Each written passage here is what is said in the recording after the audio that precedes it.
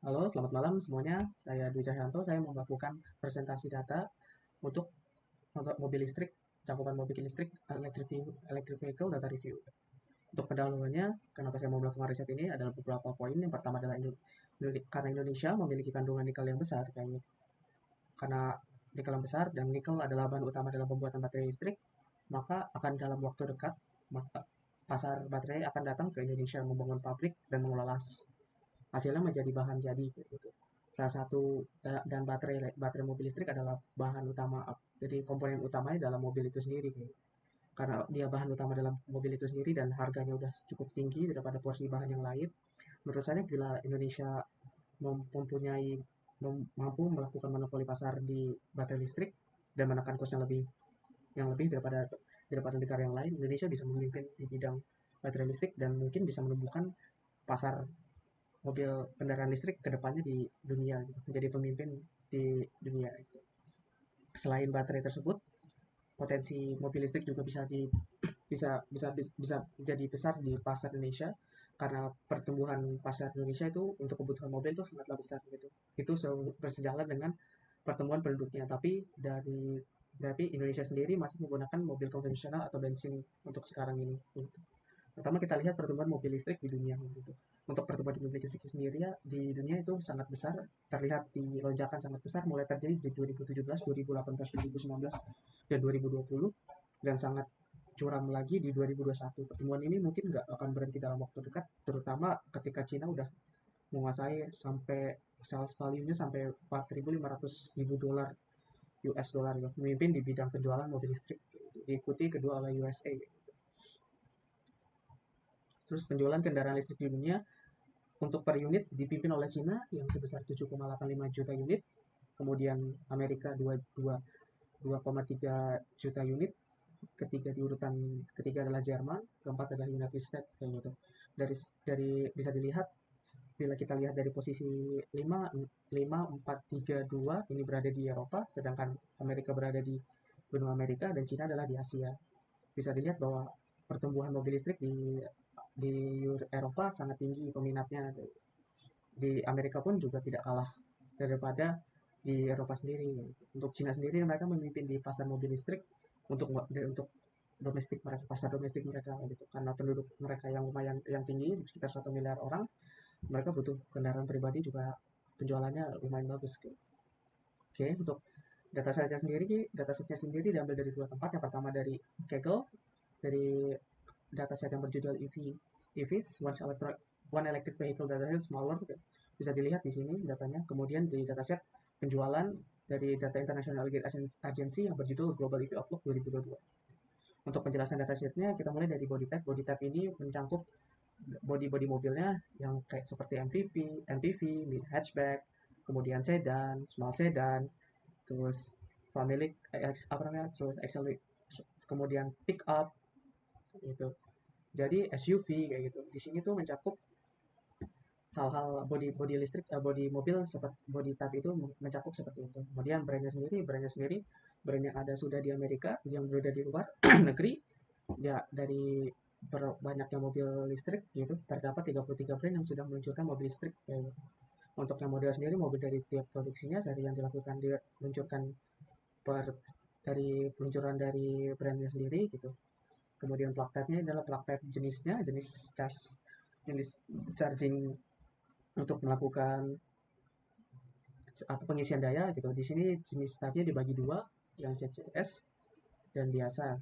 Yang CCS dan type 1, type 1 dan type 2 gitu. Untuk type 1 sendiri, itu berarti dia mempunyai tiga lima colokan, dan untuk type 2 itu dia menggunakan dua colokan, tujuh tujuh colokan gitu. Dan dia ada tipenya DCCS dan satu lagi DCCS dan CH demo tipenya dua. Untuk perannya powertrain sendiri itu dimasuk penggerak rodanya dibagi tiga, FWD forward wheel drive, RWD belakang rear wheel drive, kemudian adalah AWS all-wheel drive, AWD drive. Jadi empat rodanya bergerak bersama. Untuk rapid charge sendiri dia metode pengisian baterainya untuk sebagian pasaran mobil yang sudah keluar itu sudah memiliki teknologi rapid charge, kemudian segmennya adalah dibagi dengan segmennya adalah A, B, C kayak gitu. Di mana segmennya ini dimulai dari segmen A, segmen A adalah mini hatchback, segmen B adalah small hatchback, segmen C adalah small sedan dan family car, kemudian segmen D adalah mid-size family car atau sedan, kemudian uh, tipe F adalah luxury car, tipe sedan, kemudian tipe N itu dia termasuk tipe pick up, mobil mobil usaha. Oke, terus efisiensi WH ke kilometer gitu. Dia efisiensi mobilnya per kilometer, watt hour per kilometer, fast charge-nya di sini ada ke daya daya yang bisa dimasuk daya isi baterai pengisian baterainya begitu. Berdasarkan harga mobil yang menggunakan mata uang euro, range ada jarak yang bisa ditempuh mobil yang baterai terisi penuh, kemudian sini ada jumlah kursi dalam interior mobil, top speed kilometernya, kecepatan maksimal yang ditempuh mobil. Untuk objektivitas analisisnya dia kita melakukan objektivitas, melakukan apakah mobil-mobil kendaraan listrik yang udah ada di luar negeri itu sudah bisa masuk di Indonesia gitu, dalam arti segmennya apa sudah mencakup dari kebutuhan pasar Indonesia gitu. Untuk kemudian kita lakukan data analisnya dari data analisnya kita lakukan dari pengujian mobil listriknya sendiri gitu. Pertama kita nyari brandnya gitu kan, dari brandnya sendiri, dari brand yang dipasarkan itu rata-rata mereka dari 33 brand, rata-rata brand itu membuat 3 model kendaraan kayak gitu. Tapi ada juga yang satu, ada yang dua kayak gitu. Di mana 10 brand dari 33 brand yang ada Tesla memimpin dengan 13 model, kemudian Audi dengan 9 model, terus Volkswagen dan Nissan itu dengan 8 model, kemudian Skoda dengan 6 jenis model. Harga rata-rata setiap brand bila rata-rata maka dari 30 brand yang didapatkan harga di mobil listrik dapat maksimum besar 51,704 euro dari 30 brand, dan 11 brand memiliki harga di atas 51k. 11 brand itu di atas 51k. Kita sini di atas di area sini.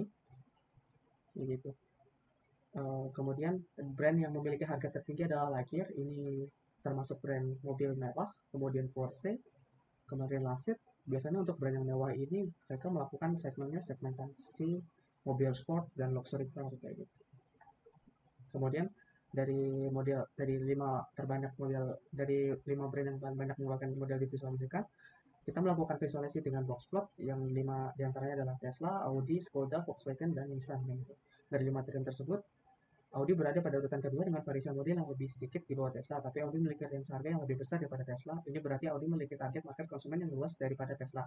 Dalam arti Audi di sini dia walaupun harganya dia range lebih besar, tapi harga minimumnya dia lebih tinggi daripada Tesla. Dia memiliki range yang besar, kemudian ini berarti dia juga melakukan dia menjual, kemungkinan dia menjual dari segmen uh, MPV atau SUV, kemudian dengan luxury car sport atau ya sport dan luxury car sedan luxury kayak gitu.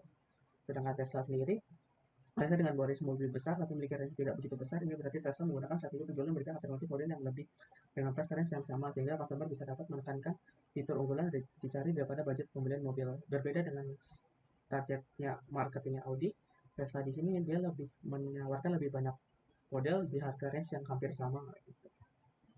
Terus harga rata-rata tiap segmennya di sini segmen yang paling tinggi adalah tipe S yaitu tipe sport, kemudian diikuti dengan tipe F yaitu sedan luxury gitu. Kemudian tipe E di sini adalah tipe di bawahnya itu medium car, medium family car kayak gitu. D-nya juga family car, R-nya adalah mobil pick up tipe komersil, kemudian C adalah mobil sedan, B adalah small hatchback, dan A adalah tipe hatchback kayak gitu. Kemudian bila kita melakukan pengolahan filtering data per segmennya kayak gitu,